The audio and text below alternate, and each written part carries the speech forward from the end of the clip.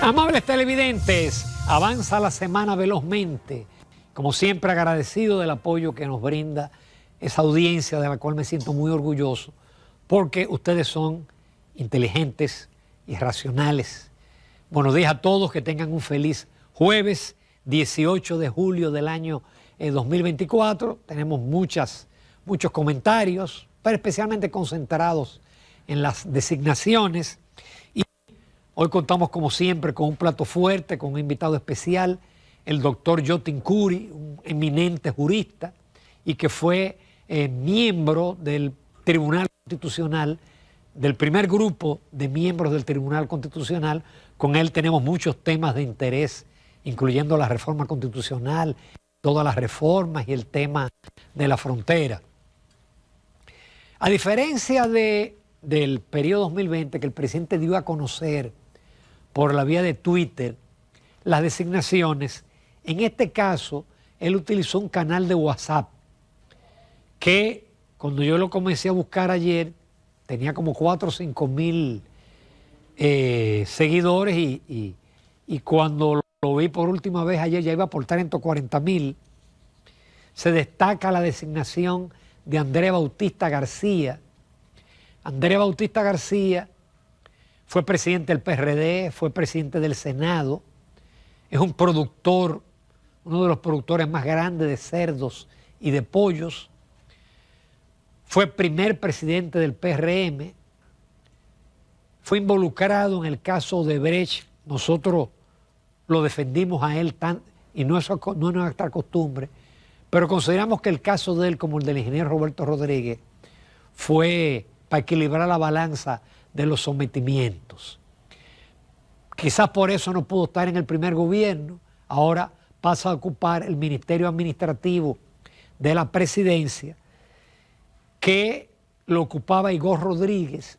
Igor Rodríguez estuvo en este programa, ahora fue designado en el IDAC, el Instituto Dominicano de Aviación Civil, una entidad sumamente importante, y la posición había estado por un permiso, José Ignacio Paliza, que se supone que irá a otra posición importante en el gabinete. Está también, llamó la atención de Milton Morrison. Milton Morrison no lo hizo bien en Edesur, ni ninguno de los administradores de Edesur, ni el equipo eléctrico de Edesur, del gobierno. Y las cosas se miden por su eficiencia. Ustedes de un 29% de pérdida aumentaron a un 40% promedio. De 500 millones de dólares de subsidio aumenta a 1.500 millones. Hoy, con ese decreto, Milton Morrison pasa de ser director del Intran, una institución compleja, con muchos retos, con los tapones, con el desorden que hay, con ese título poco honroso de ser el país top en términos de muertes por accidentes. Nosotros tenemos 44 muertos por accidentes por cada 100.000. Si cuando usted sale de su casa, usted tiene más probabilidad de morir en un accidente a que le dé un infarto o a que le dé un ACV o a que muera de cáncer. El país tiene ese título poco honroso. Entonces, vamos a ver, yo vi el chiste que ojalá que por lo menos los semáforos tengan luz, porque la preparación de Milton es básicamente de ingeniero eléctrico. También Sigmund Freud, que estaba en la alianza público-privada, fue designado como ministro de Administración de Personal. Entonces, el que era ministro de Administración de Personal fue designado como coordinador de la Comisión de Modernización y Reforma del Estado. Hay otras designaciones en el Ministerio de la Juventud. Creo que se llama Carlos Félix, él fue viceministro, pasó a ocupar el ministerio. El que estaba en el Ministerio de la Juventud pasa a dirigir el ITLA. Héctor Porcela pasa a dirigir la Junta de Aviación Civil, el JAC. Ahí estaba mi amigo Marte Piantini, que hizo un excelente trabajo, y lo envían de cónsul a Madrid. Algunas designaciones están amparadas en el decreto 392-24 e ingresan inmediatamente en la posición. Otros, lo dice el decreto, ingresan a partir del 16 de agosto, como es el caso de Igor Rodríguez, Marte Piantini, Héctor Porcela y Miguel Ángel Vázquez Peña como cónsul general en Milán, y Arleni Peña del Orme como consejera en el Servicio Interno del Ministerio de Relaciones Exteriores. Con esto, bueno, nos vamos a entretener varios días, porque son muchas posiciones, y se va dosificando a través del canal de WhatsApp, y nos tienen ahí pendientes del WhatsApp todos estos días. Por otro lado, esa Comisión de Reforma del Estado fue un decreto del presidente del 15 de julio. Yo diría que es una supercomisión porque la integran Sigmund Freud, que ahora es ministro de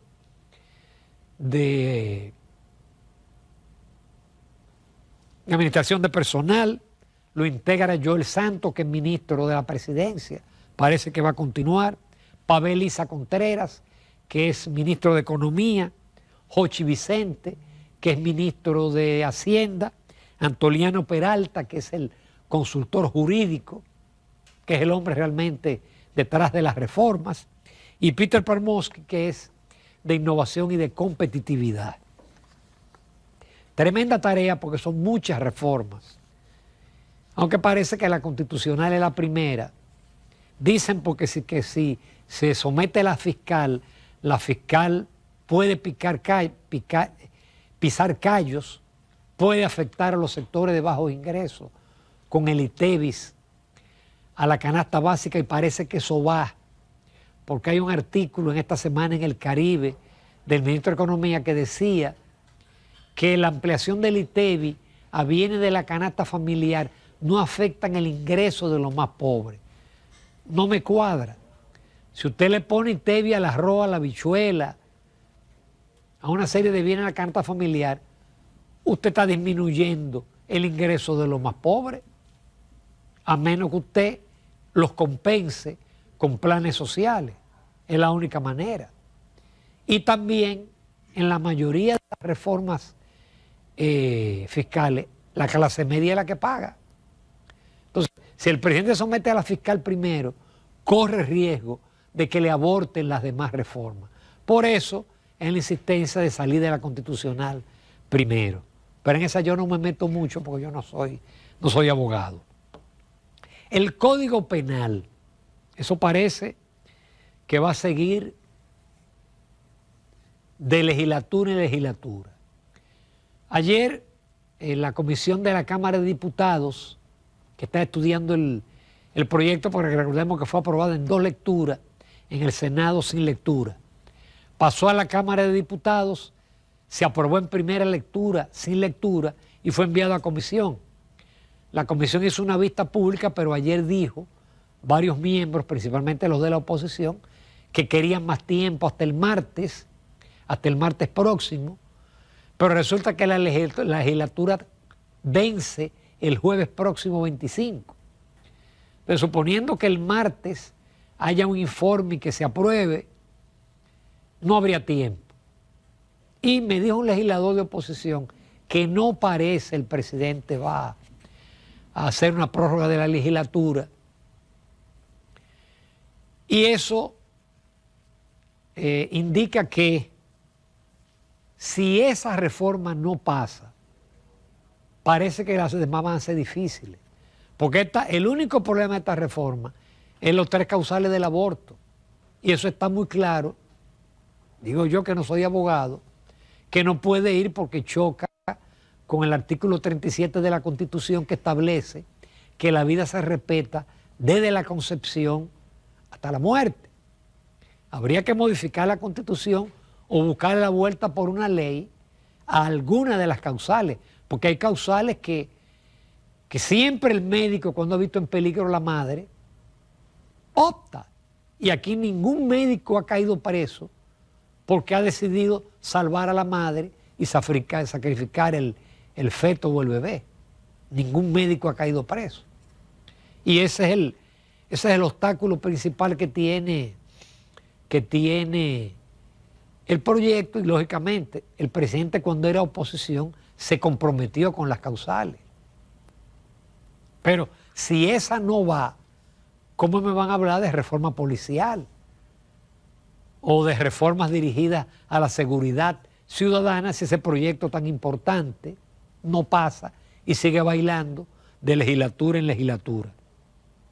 Por otro lado, en el día de ayer fue reinaugurado el remozamiento del edificio de la Superintendencia de Bancos y de los otros locales que tiene.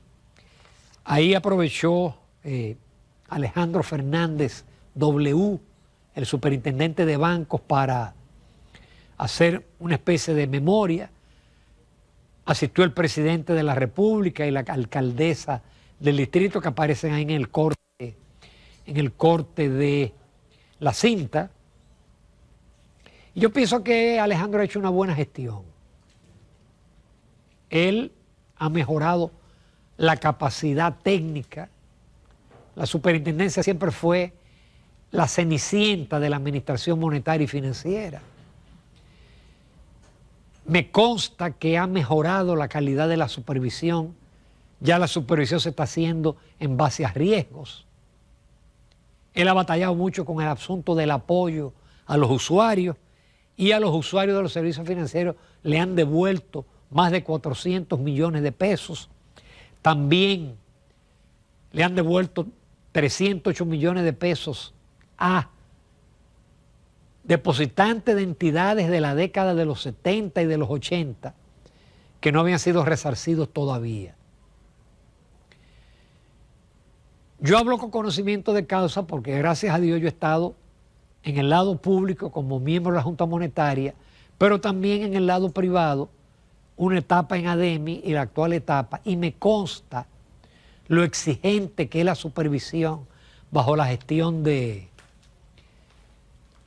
Alejandro Fernández, muy exhaustiva, varias auditorías a los bancos cada año, discutidas incluso hasta con los consejos de administración.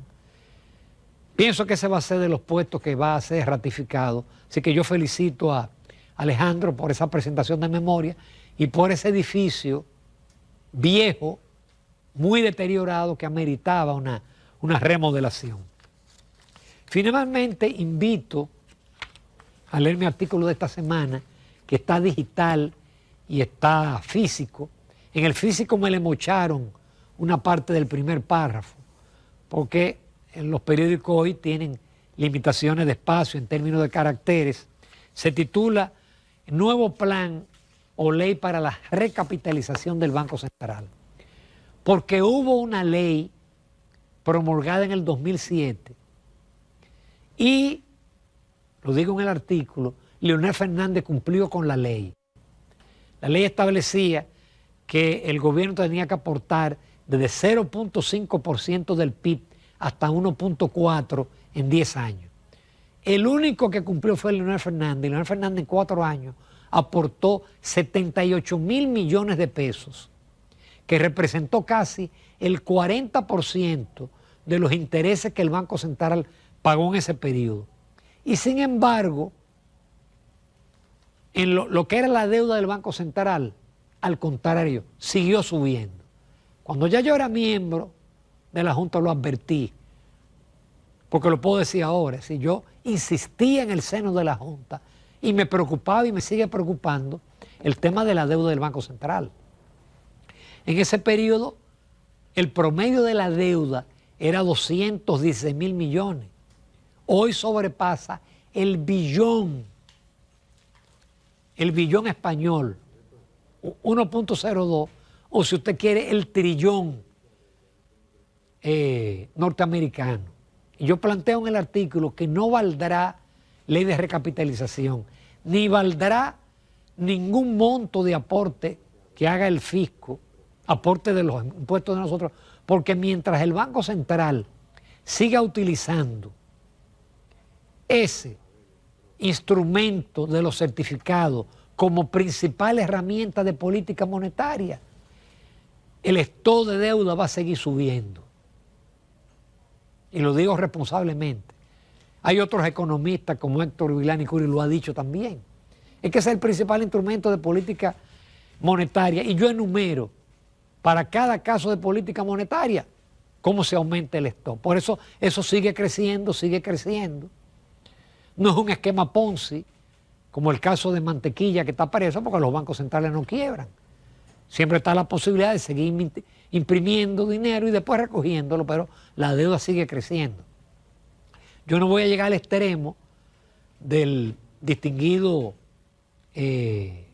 economista español Lacalle, que dijo recientemente que es una deuda gigantesca y que esa es una bomba de relojería, una bomba de tiempo. Yo no voy a llegar a ese extremo, pero si ese monto de certificado encuentra una crisis macroeconómica interna o externa, eso va a añadir combustible a la crisis y va a limitar al Banco Central a poder hacer política monetaria en medio de la crisis.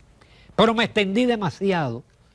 Esto, no se pierdan la entrevista con Jotin Curi, con quien vamos a tratar temas de mucho interés.